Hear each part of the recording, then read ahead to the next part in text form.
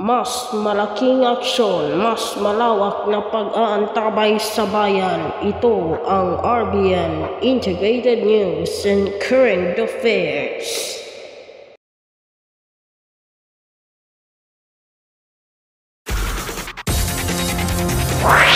Ilang guro na magpas daw sa maximum na 6 hours ang oras ng trabaho.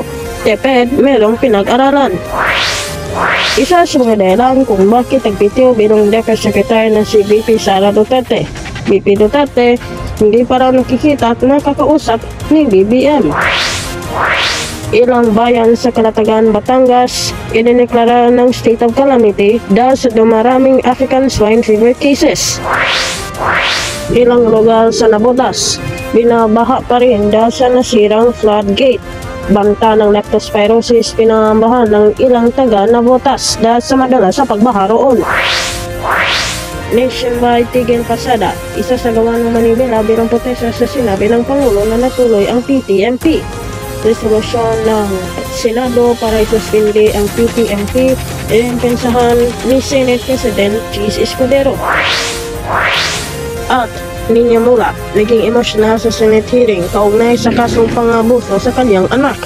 Richard Cruz at Jojo Nunez ipinasagpila matapos hindi dumalo sa Senate hearing.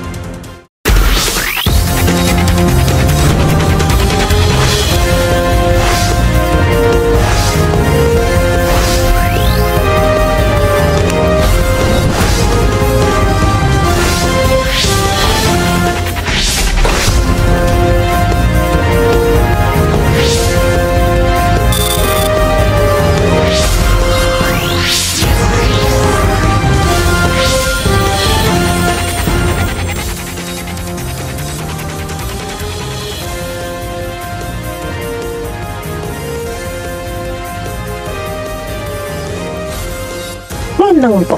Ilang guro lumalagpas daw sa maximum na 6 hours ang oras ng trabaho. Meron naman ding pinag-aaralan ng DepEd ang mga report na sobra manong ang oras ang pagtuturo ng ilang guro. Ilang magulang naman ay suportado ang planong pagbabawas sa oras ng mga pagtuturo ng mga guro. Nakatutok si Marcia De Castro. Hindi raw naiwasan ng mga guro sa Navotas Elementary School